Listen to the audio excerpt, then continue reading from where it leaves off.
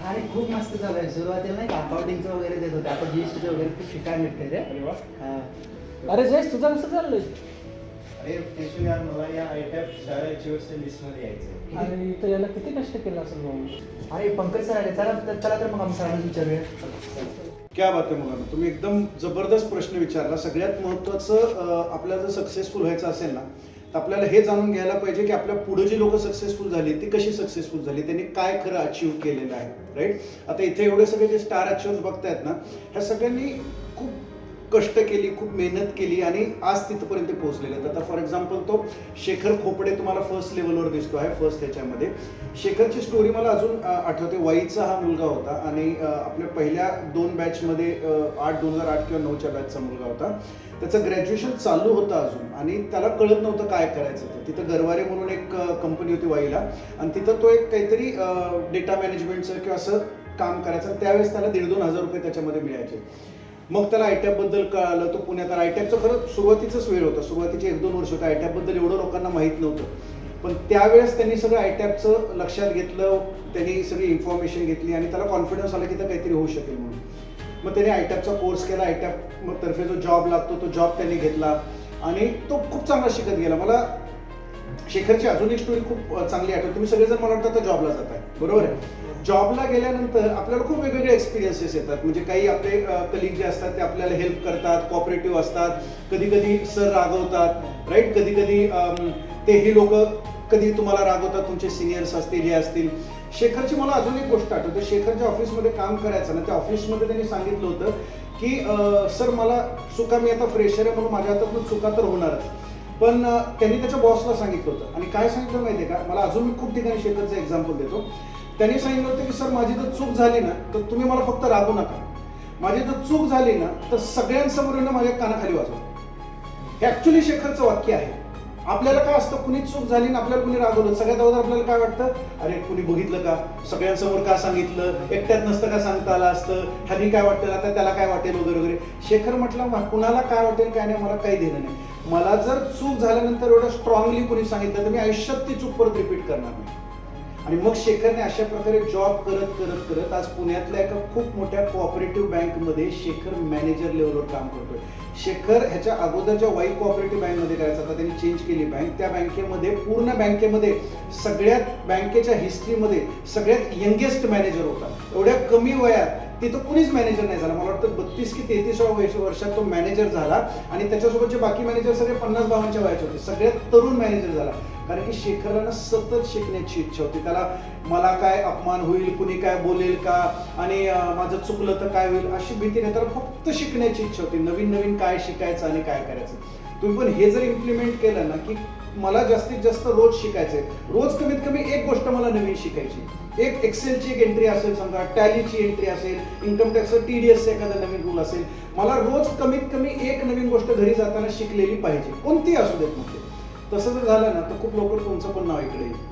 तर तुम्ही सांगितलेली स्टोरी खूप छान होती सर. यांच्यापैकी अजून एखादी तुम्ही स्टोरी सांगाल का प्लीज? स्टोरीज तर खऱ्या सगळ्यांच्याच खूप भारी आहेत. म्हणजे हे सगळी स्टुडंट ना खूप मेहनत करून इथपर्यंत पोहोचलेली आहेत. आता तो संदीप जोशी आहे ना, तो मला आठवतो रावळगावचा होता. मालेगाव नाशिकजवळ एक रावळगाव म्हणून गाव आहे आणि तिथे चॉकलेटची फॅक्टरी होती. माझं नाव संदीप जोशी. माझं शिक्षण मालेगाव येथे झालं. BCom झाल्यानंतर पुढे काय करायचं हा सर्वात मोठा प्रश्न होता. काही मित्रांकडून मला आयटॅपबद्दल माहिती मिळाली. पहिल्यांदा पुण्यात आलो आणि मी माझ्या 4 मित्रांसोबत आयटॅप हा कोर्स जॉईन केला. छोट्या गावातून आलेलो असताना देखील आयटॅपच्या खूप चांगल्या फॅकल्टीजमुळे काहीच दडपण आले नाही. फक्त 9 महिन्यातच कोर्स संपला. कोर्स दरम्यान मला आयटॅपकडून एक जॉबही मिळाला. त्यानंतर माझे करिअर मी पुढे चालू केले. आज आयटॅपकडून 4 वर्षानंतर भारतातील सर्वात मोठी software company Tata consultancy services TCS या कंपनीमध्ये मी फायनान्स ऑफिसर म्हणून 4 लाखाच्या पगारावर काम करतोय. मागच्याच वर्षी मी माझा फ्लॅटही बुक केला आहे आणि माझे 4 मित्रही खूप चांगल्या पगारावर जॉब करत आहेत. हे सर्व काय आयटॅपमुळे. थँक्स आयटॅप. आणि त्या चॉकलेटच्या फॅक्टरीच्या गावात ती 4 मित्र होती आणि मला आठवतंय ती 2009 की 8च्या बॅचला, पहिल्या की दुसऱ्या बॅचला परत तो स्टुडंट होता. आणि त्या 4ही मित्र पुण्याला आले. ते 2 जण होते. मला वाटतं तो ललित, मला अजून नाव आठवतंय, ललित चौधरी म्हणून होता, एक गायत्री म्हणून मुलगी होती आणि अजून कोणते, असे 4 जण ते आले होते. आणि ते पहिल्यांदा पुण्यात आले. स्वारगेटला ते उतरले बसमध्ये आणि त्यांना पुढे जायचं कळतच नव्हतं. त्यांना आपलं म्हणजे टिळक रोडवरनं इकडे यायचं वगैरे, आपला ॲड्रेस माहीत नाही, काय माहीत नव्हतं त्याला. तर असं विचारत आपल्या इथं आले आणि त्यांनी परत सगळी माहिती वगैरे घेतली चौघांनी आणि त्यांनी डिसाईड केलं की आपण इथं करूयात म्हणून. त्यांना बरेच मित्र त्यांचे म्हणत होते की अरे पुण्यात जाऊन कुठं होतं का, पुण्यात फसवतात सगळेजण, इन्स्टिट्यूट नवीनच आहे, कधी बंद होईल भरोसा नाही, काय नाही, कशाला करता काय करता. पण समोर त्यांना तो कॉन्फिडन्स आला की नाही इथं काहीतरी चांगलं होऊ शकेल. मग संदीप त्याच्या मित्रासोबत सगळ्यांसोबत त्यांनी क्लास चालू केला आयटॅपचा आणि मग परत त्याच्या आयटॅपनं जो जॉब लागतो तो जॉब चालू केला, त्यात शिकत गेला, हे सगळं केलं. आणि संदीपचं एक वैशिष्ट्य होतं की तो जॉब सकाळी करायचा, म्हणजे क्लास करायचा, जॉब करायचा, परत 2 तास संध्याकाळी जाऊन कुठंतरी अजून एक ठिकाणी शिकवायचं काम करायचं. म्हणजे आपल्याकडे जे प्रेझेंटेशन वगैरे होतात ना आयटॅपमध्ये, तर त्याने आयुष्यात पहिल्यांदा प्रेझेंटेशन केलं, लाईफमध्ये कधी प्रेझेंटेशन केलं नव्हतं. पण प्रेझेंटेशनमुळे त्याला एवढा कॉन्फिडन्स आला की तो प्रेझेंटेशनमुळं म्हणजे जॉईन केल्यानंतर 4 महिन्यामध्येच त्याचा जॉब तर चालू झाला आणि परत संध्याकाळी 8:30 ते 10ची बीकॉमच्या क्लासेसमध्ये 11-12च्या मुलांना बॅच घ्यायचा. म्हणजे मेहनत प्रचंड. सकाळी 7:30 वाजता क्लासला आलेला, नंतर जॉब आणि संध्याकाळी परत 10पर्यंत हे सगळं करायचं, मग 10:30. आणि त्यावेळेस मोबाईल वगैरे एवढं नव्हतं म्हणून ही मुलं थोडीशी फॉर्च्युनेट होती, वेळेत झोपायची सगळीजण. आज संदीप टाटा टेक्नॉलॉजीज लिमिटेड म्हणजे टाटाची लिमिटेड कंपनी आहे, एवढ्या मोठ्या कंपनीमध्ये मागच्या 8-10 वर्षापासून जॉब करतो. या कंपनीमध्ये जॉब लागणं पण सोपं नाहीये, एंट्री मिळणं पण सोपं नाही, पण फक्त त्याची मेहनत आणि आयटॅपमध्ये जे त्यांनी शिकलेलं होता त्या बेसिसवर हळूहळू त्यांनी स्वतःचं करिअर डेव्हलप केलं. आयटॅपमधनं जे अपडेशनचे मेल्स असतात, अपडेशनचे वेगवेगळे सेशन्स घेतो आपण, दर 3 महिन्याला जुन्या स्टुडंटसाठी आपण सेशन घेतो. ह्या सगळ्या ह्याच्यातनं तो डेव्हलप करत पुढे गेला आणि आज तो टाटा टेक्नॉलॉजी लिमिटेडमध्ये सिनियर पोझिशनवर काम करतो. त्याच्या हाताखाली जवळपास 15 जणांची टीम आहे. तो पूर्ण भारतामध्ये विमानानं फिरतो, राहायला गेलं तर ऑलमोस्ट 5 स्टार हॉटेलमध्येच राहायला लागतं. म्हणजे रावळगावसारख्या छोट्या गावातनं येऊन इथं पुण्यामध्ये आता त्यांनी स्वतःचा फ्लॅट घेतलेला आहे, स्वतःची कार घेतलेली आणि अशा प्रकारे सेटल झालेलं आहे. सो परत 2-3 ज्या सगळ्यात चांगल्या लर्निंग आहेत संदीपपासून म्हणजे मेहनत करायची. मेहनतीला नाही सांगायचं नाही. There is no shortcut to hard work, right. सकाळी 7 पासून रात्री 10 पर्यंत आणि त्यांनी वर्षभर असं केलं आणि त्याच्यानंतर पण सतत नवीन शिकत राहिला, नवीन काय करत राहिला आणि त्याच्यामुळे टाटामध्ये एवढ्या टाटासारख्या कंपनीमध्ये एवढ्या सिनियर पोझिशनवर असतो काम करतो. मी म्हटल्याप्रमाणे ह्याच्यातल्या प्रत्येक जणाची खूप भारी स्टोरी आहे, राईट. आता तो गणेश म्हेत्रे म्हणून आहे, अंबाजोगाईचा हा स्टुडंट होता. अंबाजोगाई पण अंबाजोगाई म्हणून बीड जिल्ह्यात गाव आहे, त्याच्यामध्ये पण एक छोटंसं गाव आहे. तिथनं तो पुण्याला आला आणि तिथल्या त्याच्या कॉलेजच्या प्रोफेसरनं आपल्या आयटॅपबद्दल ऐकलं होतं आणि त्याला तो सांगितलं की बाकी इकडं तिकडं कुठं जाऊ नको, तो पुण्यामध्ये जा आणि आयटॅपचा कोर्स कर म्हणून. त्याने आयटॅपमध्ये आला, आयटॅपचा कोर्स केला. त्याला कॉम्प्युटर पण चालवता येत नव्हतं. म्हणजे गणेशची तर स्टोरी अशी आहे की जर गणेश एवढा सक्सेसफुल होऊ शकतो ना तर तुम्ही तर प्रत्येकजण सक्सेसफुल होऊ शकतात. एवढं गणेशचं रॉ बॅकग्राऊंड होतं. बॅकग्राऊंड एवढं म्हणजे स्मॉल बॅकग्राऊंडमधनं तो आलेला होता. तो त्याला आल्यानंतर कॉम्प्युटर पण हाताळता यायचा नाही, त्याला MS ऑफिस काही यायचं नाही, कीबोर्ड व्यवस्थित जमायचा नाही, काय नाही.